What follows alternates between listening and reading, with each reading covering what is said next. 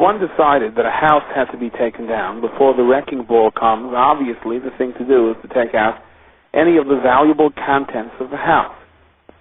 Sometimes a house is chas v'shalom condemned and is in imminent danger of collapsing, and a judgment has to be made whether or not there is time, whether we can afford to take out the valuable contents of the house. If chas v'lahasku, a fire is burning, and the fire chief says this roof is going to cave in any moment, the main beam is going to give in, the walls are going to come crushing in. So you don't ask whether or not you can take the items out of the house, you just leave the house. There is no issue. One would imagine that when the Kohen had to declare a house tameh because of tumas negoyim, it was of vital importance to do so immediately. If HaKadosh Baruch Hu handpicked this house for miraculously displaying a nega out of its wall, and if the entire 3-week process has been exhausted, and it seems now that the nega is here to stay, the house must come down. A special tumah is declared upon the house. And under these circumstances, one would venture to think that this would be the spiritual equivalent of a fire, of a situation where there is imminent danger. And whether or not there are utensils in the house, some cheap kalim that may become tummy as a result of this, should be insignificant. The kohen should just declare it tummy right away, and the house should be taken down. Yet the pasuk makes a point of saying that it was done exactly in the opposite way. When the determination has been made that indeed the house is tummy, so v'tziva hakohen ufilu es habayis. The kohen first gives the command that the house should be emptied out, and only after the kalim have been removed from the house does the kohen declare the house tameh, which would by extension also be matam anything in the house. Now, if the pasuk makes a point of this, of clearly stating it should be done in this order, let's take a closer look and see what type of utensils is the Torah trying to say for us. His wooden kalim, his clothes, his metal kalim, even if they become tummy, there's no problem. They can become tahor again by immersing them in the mikveh. So the Torah would not make a point of trying to say that the work of tabling it in a mikveh. Clearly the pasuk is trying to save the keli. It shouldn't be lost. So which keli is lost? Clearly, the intent of the pasuk is to save those type of utensils that cannot be purified in a mikveh, which are kli cheres, pottery, the cheapest kind of keli. And Chazal established over here a principle that a Torah chas al mammon shel Yisrael. The Torah is rachmanis on the mammon of Klal Yisrael, and it is a lesson for us not to treat any of our belongings in an insignificant way. From the most expensive of our possessions to seemingly mundane things. If it has value, then we are supposed to accord it honor and do our best to maintain it. Okay, so it's an important lesson. Of course, it takes into account the whole union of Baltashkas and so on. But let's put this aside for a moment and focus on another aspect of this. In all due respect to this idea, to this concept of appreciating what you have, if the Torah had to teach us this inyan of a Torah chas al mammon shel Yisrael, why here in the Parsha of Negoim? Why in Parshas Metzora? And the answer is explained by the Be'er Moshe of the Yosef Rebbe Chaim Levracha, that precisely in the Parsha of Negoim, in the Parsha of punishment, does the Torah emphasize the law for Klal Yisrael. This lesson of a Torah chas al mammon shel Yisrael puts the whole inyan of tzaraf and all of its ramifications into context. Chazal understand the lesson of the Torah having rachmanis in the pottery as follows. If the Rebbeinu Shalom had so much rachmanis on kli cheres, which is worth almost nothing, kal v'chayim, the Rebbeinu Shalom has more rachmanis on a person's more valuable possession. And if the Rebbeinu Shalom has rachmanis on a person's more valuable possession, kal v'chayim, that he has rachmanis on the person himself, on his son, on his daughter. And if the Rebbeinu Shalom has so much rachmanis on people who sin, for tzaraf afflicts only those who sin, kal v'chaymer, how much more so the Rebbeinu Shalom has rachmanis on tzaddikim. The severe punishments and the difficult process that comes along with tzaraf pertains only to Klal Yisrael, not to the Ummah Ha'olam. The Gemara says, Hakel mitamin v'negoyim chutz min ha'akel. Because Klal Yisrael is held to a higher standard, therefore, the punishment is more severe. Therefore, a change in their attitude or improper behavior manifests itself, at least in the times of the Beis HaMikdash, in a physical reality that was tangible and could be pointed out. In other words, when the Rebbeinu Shalom punishes us, it is for a variety of reasons. Direction, a warning for a person to do tshuva. Sometimes the idea may be yisurim, to be memarik, avoinos, to cleanse the person so he can go straight into Gan Eden.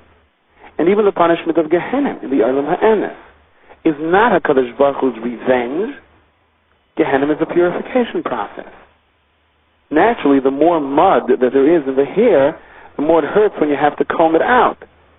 But the act of combing it out is not a gruesome act of torture. It's an act of love. It's an act of kindness. Sometimes kindness hurts. There's the famous story of the person that came to Shlomo HaMelech and said, I beg of you, teach me the language of the birds. I know that the birds are privy to certain information as it's channeled into this world. And Shlomo HaMelech told his old friend, trust me, it's better for you not to know. And he begged and begged and begged and said, please, please. And so he insisted so much that Shlomo HaMelech taught him the language. And that night he hears the way the birds say, the next year the wheat crop is not going to do well. So he sells all of his wheat fields and he buys barley. Everyone else loses their money. He makes so much money. He's laughing. People are so envious of him. The next year he hears that the barley is not going to do well and the wheat is going to do well. So he reverses it. He sells his barley fields and he buys his wheat fields. And again, for a second year in a row, his shares are up. Everyone else is down. What's your secret? How did you know this? People are begging him, but he refuses to say. He wasn't going to reveal this to everyone else. This was his opportunity now to excel, to be beyond and past everyone else that he always competed with. So that night he hears that the birds are saying that his house is going to be attacked by those who are jealous. They plan to loot him. No problem. Now that he knows about it beforehand, he hires many bodyguards and police, and the attackers are captured. The next night he hears the birds say that in a matter of days he is going to suffer a terrible attack and die. Now what was he to do? Could he hire bodyguards? Could he sell his fields? He had no room here to manipulate. How could he avoid this? So he ran to Shlomo HaMelech and said, what do I do now? And Shlomo HaMelech said, I told you, it's better for you not to know. If HaKadosh Baruch Hu punishes you by you losing your money or by taking a loss in your assets, so you rethink your actions, you check through, where did I go wrong? You give it your best estimate to try to understand what HaKadosh Baruch Hu wants from you, and you try to fix your situation, you daven better, you learn better, you give more tzedakah. And sometimes if that doesn't work, if the person doesn't do enough tshuva, so HaKadosh Baruch Hu will bring upon him more severe financial loss. And if that doesn't work, even a complete financial wipeout.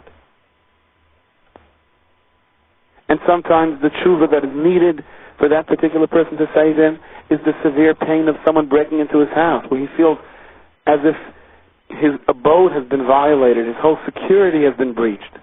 But all of that is part of the tshuva process. All of that wakes a person up to the realization that this world isn't really anything. It's all temporary. I got to chaperayim where it really counts. I got to put my emphasis on what's going to stay with me forever. That's the normal process. It is only as a last resort that the person's life comes into question. And even that, if that is the case, it is for the best of the person. But you, my friend, could have avoided all of this. You could have avoided all of this if you had suffered the regular frustrations that everyone else suffered. If you dealt with them accordingly. But no. You have to be an overchach. You have to find a way to circumvent it, to bypass it.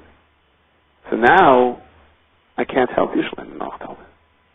What's going to happen to you now is also for your good. It'll ultimately bring you to your makom of menucha and your tikkun.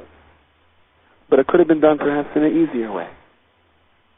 I begged of you, said Shlomo, live a normal life. It wasn't worth it.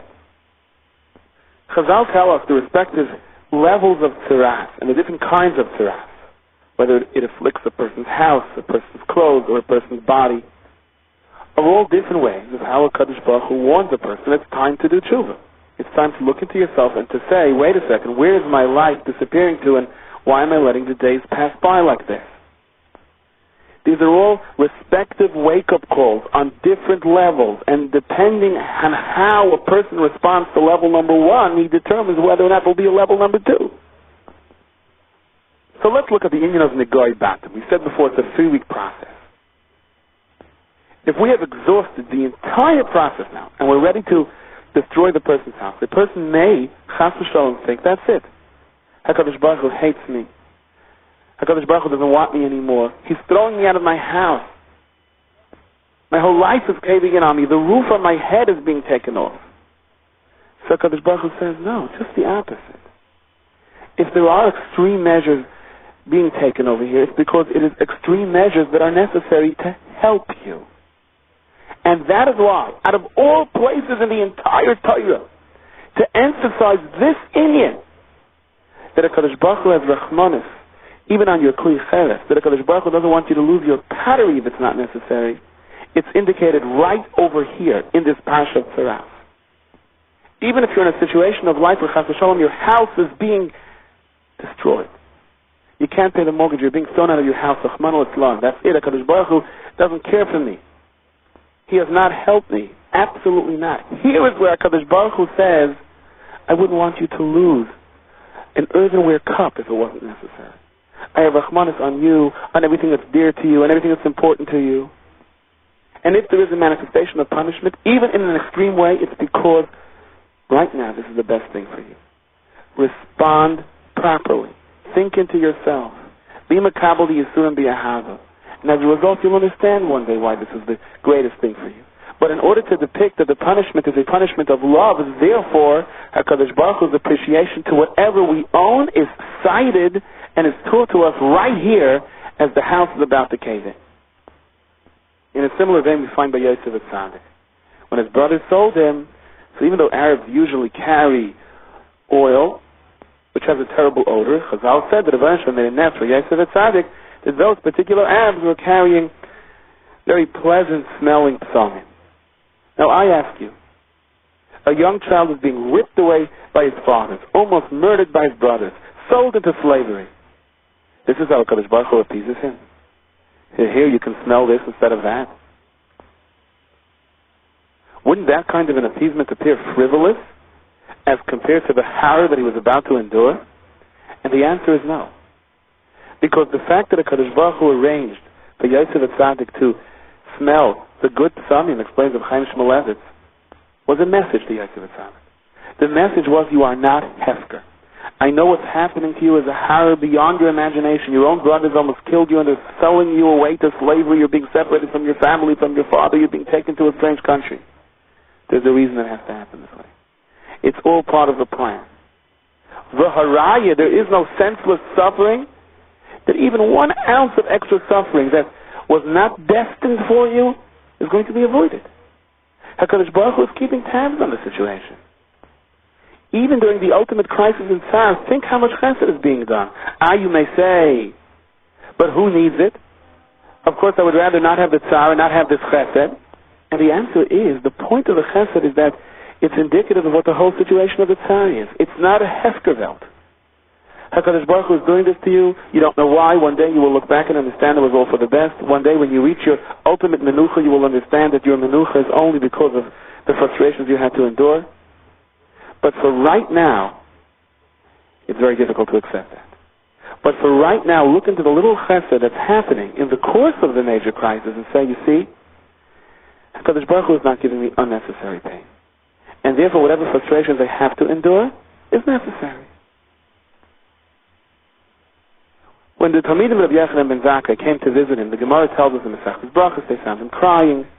They asked him, Rebbe, why are you crying? And he said that there are 2 ways before me, Gehenna and Gan Eden. How do I know to which one they are taking me? And then he gave them the bracha, Yirotza Shimoyer Shemayim Alechem Kamar Yavasav Adam, that you should fear Hashem the way you fear people. And B'Shas Tirasi, right before he actually left this world, he left them with 2 things. He said, first of all, take the kelim out of the room, so they shouldn't become tamei, because when there's a dead body in the room, all utensils in the room become tamei. And the second thing he said was, prepare a chair for Chizkiyahu, the king of Yehuda, for his neshama has come to greet me now and bring me to Ganei. The difficulties here are obvious. First, Rabbi Yochanan ben Zakkai is crying, he doesn't know if he's going to Ganei or to Gehenna. And then he's worried about the pottery that's going to become tamei, and therefore you're going to have to destroy them, because you can't immerse them in a mikveh. We may lose a couple of dollars over here. And then he says, prepare a chair for Chizkiyahu Melech Yehuda. How does all of this relate with each other?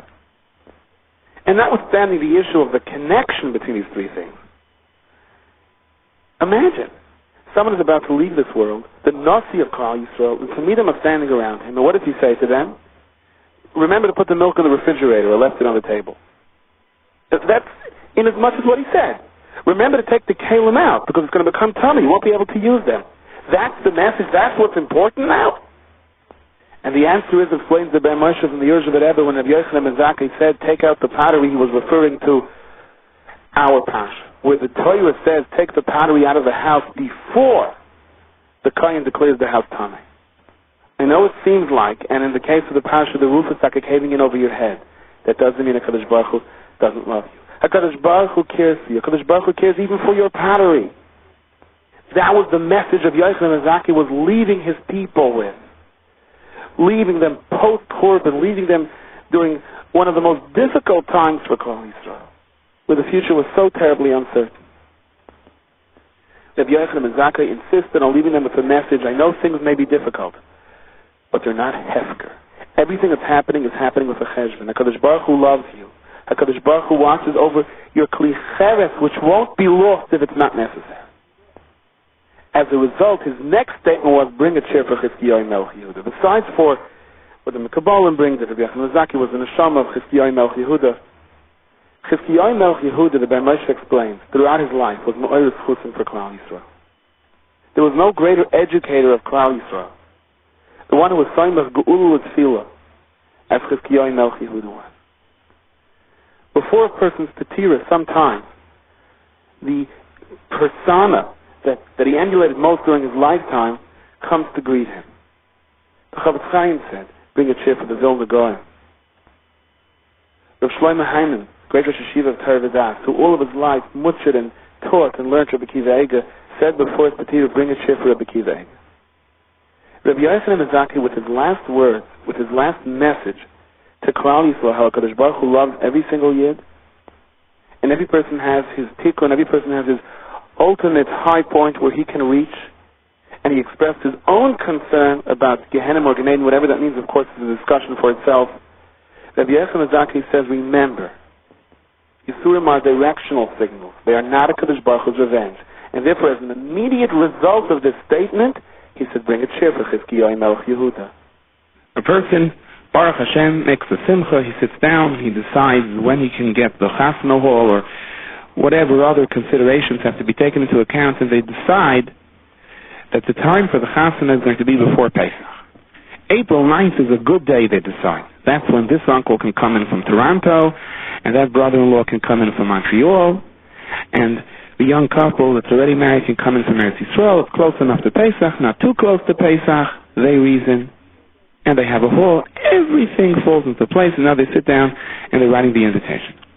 And they notice that the chasana is going to now be on the first day of Parshas Metzora, especially on an Ibri Yar where generally Tazria and Metzora are separate. So they have a funny feeling. They're going to write on the invitation that the chasana is going to be B'Shatayva Mitzlachas Yom Aleph L'Seder Metzora. You want the word Metzora on my child's chasana invitation? So what do people do? So people look for psukim in the Pasha instead of naming the Pasha, or some people just write Yom Aleph L'Seder Tahara. And we are supposed to know, which indeed we do, that Tahara means Metzora. And if we don't, hopefully we'll check the date and therefore know when to come to the Chasana. Now, Hanach Lehem Yisrael Amein Nevi'im, B'nei Nevi'im Haim, the Menhagim of Klal Yisrael, especially when it comes to Lashain and Nikiya, of course, no one can shepherd with that, no one can argue against that, no one can criticize that. But the truth is, perhaps if we take a closer look at what Parshas Metzora means, it isn't as ominous, or we shouldn't have the ill feeling toward it, the way it would seem on the surface. Many ask a kasha. The bulk of Parshas Tazria, most of Parshas Tazria, discusses the halachas of leprosy, of a nega, the respective different kinds of negayim, all the different halachas, on which part of the body the nega is found, the various different kinds of colors, to the kindness to declare it tummy, and so on. What does most of Parshas Metzora talk about? Okay, you have the parsha of negayim on houses, which is in Parshas Metzora and not in Parshas Tazria. But then you have the halachis of other kinds of tumah. Being that we're introduced to the parsha of negayim in Parshas Tazria, and therefore you have all the halachis of what a nega is, wouldn't it make more sense to refer to Parshas Tazria as Parshas Metzora and some other name for Parshas Metzora? Yet, in the parsha that deals mostly with negayim, or at least describes to us what a nega is, over here we don't name the parsha Parshas Metzora. We name it Tazria. So I saw in the Sefer Paparos L'Torah a American part. And Hachanami, in Parshas Tazria, the Torah defines to us what a nega is and all the intricacies of negayim. In Parshas Tazria, we are introduced to the problem. Here, the person gets the rude awakening that he spoke Lashon Hara, or he was over one of the other Averos, Gases Haruach, or one of the 7 things that leads to Lashon Hara, and he now has a nega. He has a problem. We don't call this parsha Parshas Metzora. We don't want to name the parsha after this person's problem. It's Rachmanis on this person. Now, when we get to Parshas Metzora, how does Parshas Metzora begin? In the day of his cleansing, here we're not talking about the problem. Here we're talking about the solution. Yes. The Metzora was sent out in Chutz Lamachna. He can't have any shaychus with people. He's an outcast to society because of his Lashon Hara. But now he has already had his kapara. He had time to reflect. He had time to think. Now we say to the same kind that declared him Tameh, you have the second phase of your job, the most important phase of your job. You have to declare him Tahar. And you, Kayin, you have to go out of the camp to him because he can't come in now. He's Tameh. And the kind will begin one of several steps over here. Several stages of Tahara. So you see what's happening? Only when we're talking about the solution, only when we're talking about purifying the Metzora, do we suddenly refer to the parsha as Parshas Metzora. The names of the parshas have already taken into account the feeling that people have in Chasana invitations. We wouldn't call a parsha Parshas Metzora when it's time to send that person Michutz Lamachna, when we're dealing with the pain, the difficulties. Adarabah, then we cover it up, then we call it Parshas Tazria. Now when the Torah is saying that every single Yid has a tikkun, no one gets pushed away regardless of how far he is, and regardless of what he did wrong and what he said wrong, there is a tahara process. There is a set of instructions to bring every single Yid back into the Machna. And we're going to send that kohen out only now do we refer to the Parshas Metzora. And not in a negative context, but within the framework of saying even this Metzora, the worst tumah, the one that has to be sent out of all 3 machnas, even this Metzora has a parsha that begins describing his process of tahara.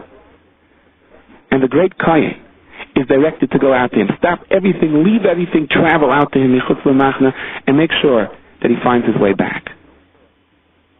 We don't have to be embarrassed of Parshas Metzora. Parshas Metzora is not saying, Yutzurua, leave. Parshas Metzora is saying, even the Metzora has a way in. Now when the Kohen goes out to visit the Metzora Michutz Lamachna, there's a whole process. We take 2 birds, because birds are constantly chirping, a reminder to the Metzora that his constant talking has got him into trouble. In addition to 2 birds, he brings 8 erez, a piece of cedar wood, the tall cedar wood, that to remind us that Negoyim come due to gases haruach, a person being too conceited, thinking too much about himself. And he has to bring a scarlet thread and a certain type of grass to remind him that his takana is, for him to be healed, he has to lower himself from his pride. The lashon is Shni Telas V'Yezaif, and he has to consider himself like a worm and like this special kind of grass. Now, considering oneself like a worm, that sounds like something that can give someone an inferiority complex. David HaMelech said, Anechi Selas V'La'ish, I am a worm, not a person. But that's not what Chazal mean. Considering yourself like a worm does not mean the person should go around thinking I'm nothing but a worm. Rather, the lesson is, I saw in a sefer, a worm serves Hashem. A worm serves Hashem because it was created with instincts, it was created with certain abilities, very limited abilities, but whatever it can do, it does do. And the worm plays its role in the overall cycle of nature. So the worm is basically doing what HaKadosh Baruch Hu gave it the power to do. Okay, doesn't have much of a choice, doesn't have a bechira. However, no one has any tightness on the worm. No one is angry at the worm for not getting smicha, for not getting straight olives. It's just a worm.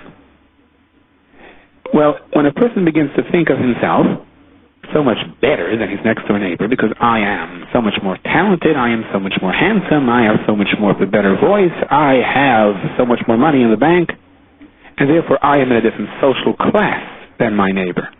That kind of thinking leads to tzaras, and the refuah for that is we sit down and we explain to this person, look, when push comes to shove, ultimately by the din of the cheshbon, the issue is not going to be what you accomplished on this world. The issue is, what capabilities did you have? What were your circumstances? What talents did the HaKadosh Baruch Hu give you? And did you exercise them? That's going to be the ultimate decision of Char and Einish. That is going to lead to the ultimate direction of where a person is, Liyasid Lavai. What did you do with the kashroinus that were given to you? And if your neighbor has 30% of the wealth that you have, but he used all 30% for the right thing, then he is way ahead of the game. Maybe down here in this world, in terms of dollars and cents, you have a lot more than he does. But where it counts, where it lasts forever, he may have a whole lot more than you do. Because wealth in Shemayim is measured, what did you do with what you have? What you have is irrelevant. It's the most insignificant factor, exactly the opposite of this world. And therefore, when you start thinking about how much smarter you are than so-and-so, or how much better dressed you are than so-and-so, stop and think. That just means that there's more that's going to be asked of me, and more that's expected of me. So why do I think I'm better than him? So David HaMelech says, Anechi Selas V'La'ish, I view myself like a worm, not like a person. What did he mean to say? No, he didn't walk around depressed, sad, I'm nothing but a worm. He meant to say, no one has any tightness on a worm, because a worm does what it's supposed to do. And as a matter of fact, a worm that does what it's supposed to do is a lot better off than a person who does not do what he is supposed to do, given his instincts and his abilities. So David HaMelech said, I hope that I'm at least not worse than an animal. That at least I'm playing my part in this world.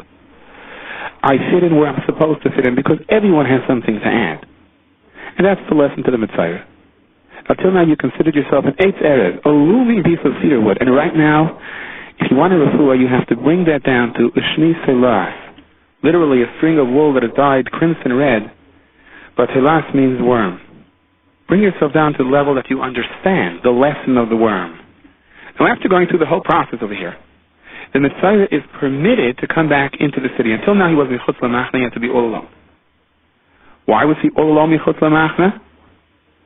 Well, a man once came to Rabbi Yisrael Salanter during the terrible cholera epidemic that was going on then. And he said to him, Rabbi, I think I know the reason for the epidemic. And Rabbi Yisrael Salanter said, okay, if there's anything constructive, I'll listen. So the man said that he took it upon himself to go out and seek the reason.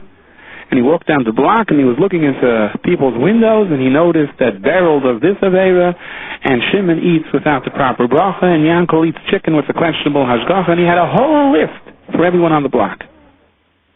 And he very proudly told Rabbi Yisrael Salanter that he did a very, very thorough investigation. And so-and-so is not mechanech his children properly, and I think that if the Rebbe will take care of this list, that'll solve all our problems. So Rabbi Yisrael Salanter said, okay, I'm going to start with the first problem. And the first problem is you. And I suggest that in order to solve the problem with you, is why don't you move out of town for a while and spend a couple of days in the woods? So the man said, me, what did I do wrong? And why should I move out of town? So Yisrael Salanter explained to him that during a time of crisis, if anything, you should be knocking on people's doors and ask how you can help them, not looking through their windows and trying to decide what everyone else is doing wrong. And if you think you have all the answers and you're so much better than all these other people, your brachos are better, your chinuch is better, your Torah is better, and therefore you have nothing to do with your time besides walking down the street looking through windows, which you're not allowed to do. So I suggest that we give you the same prescription that Torah gave for a metzora. The metzora that is also conceited, the metzora that also has something to say about everybody in town. He was told, spend some time michutz lamachna. And that's not a suggestion, that's a command. If you're living amongst people, triggers you just to look around and figure out where everyone is doing something not right and how you're so much smarter, then you are misreading the purpose. You are misunderstanding the schus that you didn't have to live together, the community life that we have. So you want to think into what's around you?